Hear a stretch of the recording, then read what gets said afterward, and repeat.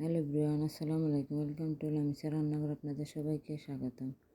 আজকে আমরা নিয়ে এসেছি মজাদার একটা শীতের মৌসুমের তরকারি রেসিপি, বোয়াল মাছ দিয়ে মূলার তরকারি রেসিপি।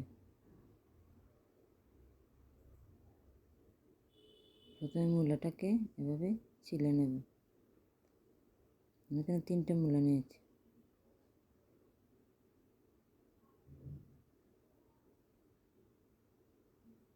পরিষ্কার করে নিয়ে আমি মূলাটাকে পছন্দ মতো করে কেটে নেব। আপনারা আপনাদের পছন্দ মতো করে কেটে নিতে পারেন।